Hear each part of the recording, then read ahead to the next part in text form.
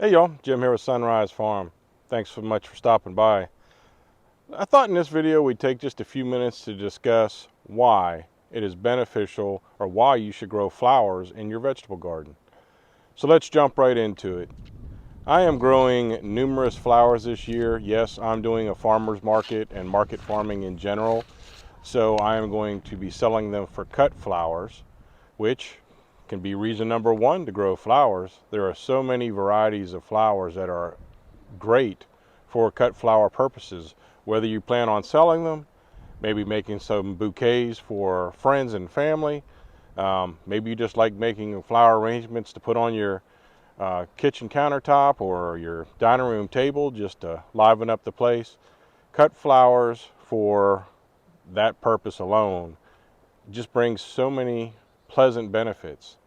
You know, flowers has the ability in us between its beautiful and amazing colors and shapes and just the way things grow. Some of them grow uh, gigantic, like some giant sunflowers can.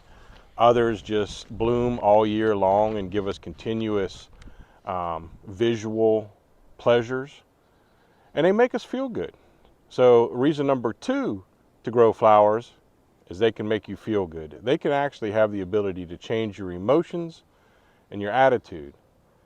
So not only in addition to the colors that amaze the eyes, but there's the smells. Now, flowers don't all smell the same, of course. They have many wonderful smells. A lot of you are probably familiar with, at least with the smell of roses, because that's a very common wedding style plant or plant to give on Valentine's Day, or a flower I should say. And they smell wonderful. And so they can brighten up the uh, house in the sense of color and smell. They can make it more cheerful. So just being able to put a smile on your face or uplift your spirits, or if you're giving them as a gift, you uplift somebody else's spirits because they know you're thinking about them. Flowers can just do a wondrous thing for our emotional support and our attitudinal situation sometimes. So that's reason number two to grow flowers.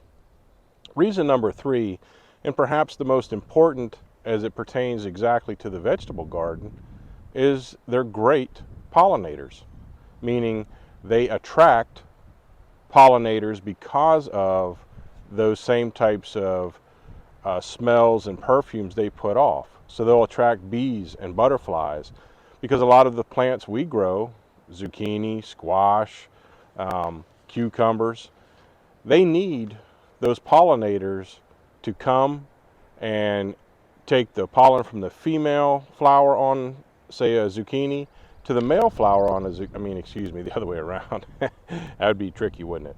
So they take the pollen from the male flower on the zucchini and they pollinate the female flower on the zucchini so that actually becomes a zucchini. That's what happens.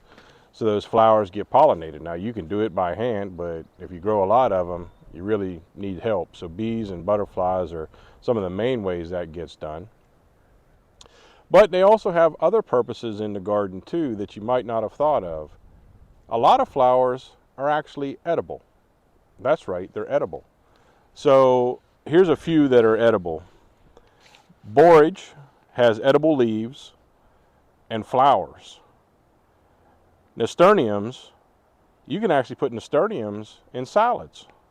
Their leaves and flowers are tangy, kind of like a cucumber flavor.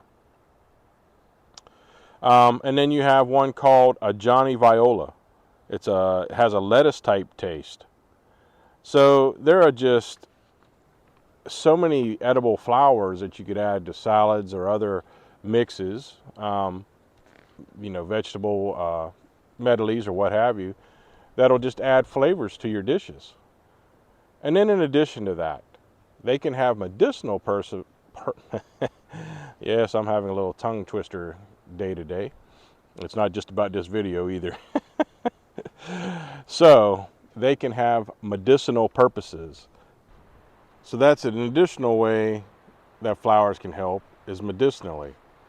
Now another way they help when it comes to thinking about the pollinator type of aspect, they actually will attract other beneficial insects into your garden area, which can help reduce other destructive pressures. They can help provide shade. So if you grow some tall, big flowers, let's say those giant sunflowers, and you grow them in front of some lettuce because it's in the middle of the summer and you need to shade that lettuce so it doesn't go to bolt on you, heat up and go to bolt or wilt down. Well, something like that could provide shade too. And it can also act as a natural repellent against certain pests, because there are certain pests like aphids and mosquitoes that don't like certain plants like Calendula. So there are just so many ways to think about flowers other than just what you look at. Obviously, flowers do take up some space, so you have to think about your space as you do your garden layout. But I would highly encourage you to plant some flowers. And here are some of the ones that I'm planting this year in my garden, both for pollinators, to be attracted to pollinators, as well as for cut flowers going to market. So zinnias. Now I'm growing, this right here is zinnias. I'm growing about 8 different varieties of zinnias. And so that's for cut flower purposes, so that it makes a wide range of colors and 2- and 3-tone flowers to help with the visual aspects of it. I'm growing 3 types of sunflowers. I am growing a giant one called a Russian mammoth. I'm growing calendula. I'm growing marigolds, geraniums, and cosmos. And so I know I'm growing more than that, but this just gives you an idea of why you should grow flowers in your vegetable garden. I hope you'll try it this year. It's just it just brings so many wonderful benefits and brings a smile to my face. Hopefully it'll bring a smile to your face too and uplift your spirits.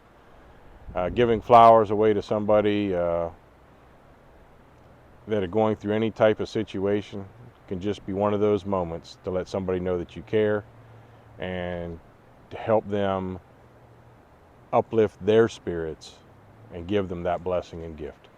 So prayerfully this video helped you today. I'd like to know your comments below. Tell me what flowers you grow. Tell me what other benefits you might see in flowers and what you've done in the past with them. So thank you again so much for taking your time to watch this video. Y'all are awesome and amazing to me. You bless me so much, and I am so grateful and thankful. Take care and God bless you. Have an amazing day in the Lord. We'll see you next time.